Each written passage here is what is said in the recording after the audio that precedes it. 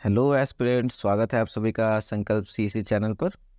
आज सी सेट 2022 का question number 14 discuss करेंगे। इसमें कह रहा है 8 students ABCDEFG and H are sitting around a circular table equal distance from each other facing centre of the table.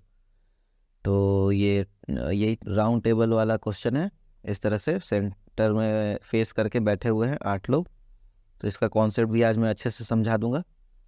तो इसमें क्या होता है, अलग अलग केस लेके सॉल्व करना रहता है। सी केस 1 केस 2 जितना मतलब पॉसिबल केस बन रहे हैं, और फिर उस हिसाब से हम लोग को डिडक्शन करना रहता है क्या आ रहा है ना। तो इसमें देखते हैं स्टेटमेंट क्या कह रहा है कि B and D neither sit adjacent to C nor opposite to C. मतलब सी के अपोजिट भी नहीं बैठते हैं बी और डी, और ना ही बगल में बैठेंगे। तो अगर हम लोग सी यहाँ ले लेते हैं तो इसके बगल वाले पोजीशन, ये वाले पोजीशन में बी और डी नहीं हो सकते हैं।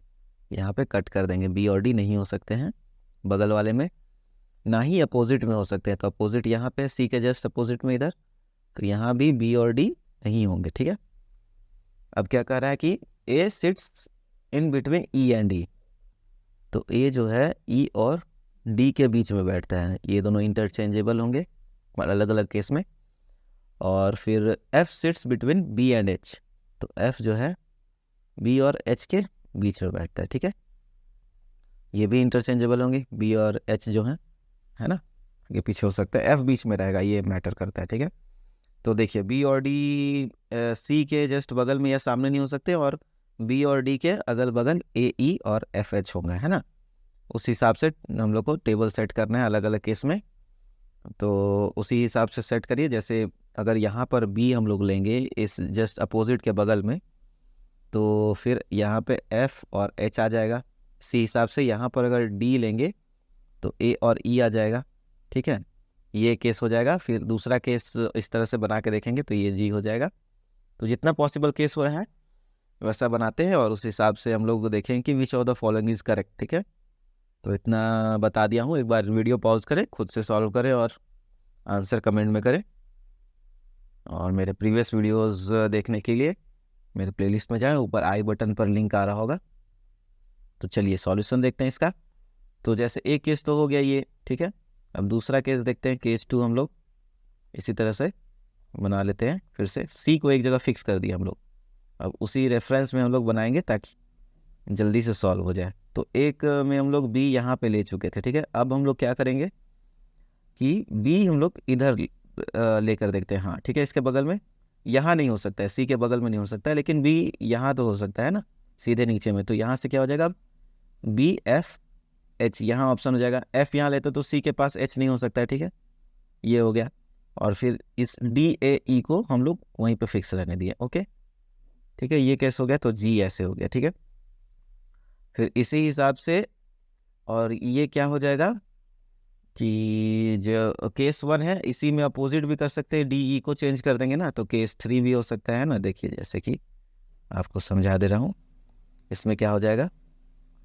अच्छा, लेकिन केस 3 में अपोजिट नहीं हो सकता है क्योंकि सी के बगल में डी या बी आ जाएगा, तो ये पॉसिबल नहीं है ना, ये गलत हो जाएगा।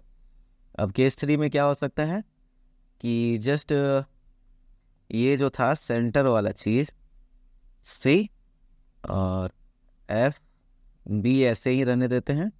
एच इस बार ही क्या है, ई को सामने ले आते हैं ना, ई को इधर ले आते हैं सामने में, और यहाँ पे ए हो जाएगा तो यहाँ पे डी हो जाएगा। क्योंकि सामने नहीं हो सकता है, इस वाले पोजीशन पे ले लिए, तो अब क्या है सीधे टॉप राइट पे एकदम ले लिए पोजीशन पे डी को, तो यहाँ पे जी हो जाएगा। ये 3 ही केस हो पाएगा पॉसिबल, है ना। यहाँ पे देख रहे हैं ना, अभी और कहीं भी पॉसिबल नहीं हो सकता चौथा केस।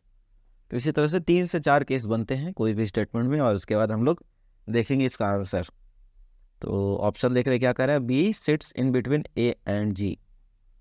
तो बी है ए और जी के बीच में नहीं हो सकता है। कैसे होगा देखिए, क्योंकि ए तो खुद ही ई और डी के बीच में है, तो है ना। तो यहाँ पे ये पॉसिबल नहीं हो सकता है, क्योंकि बी के बगल में हम लोग को एफ और एच भी रखना है ना। बी के बगल में एफ रहना ही रहना है, ठीक है, ये ज़रूरी है। तो अगर कहीं भी कुछ भी केस में देख रहे हैं तो किसी भी केस में नहीं बन पा रहा है, तो नहीं, ये ऑप्शन तो नहीं हो पाएगा। B sits between A and G नहीं हो सकता है, किसी भी केस में नहीं हो रहा है।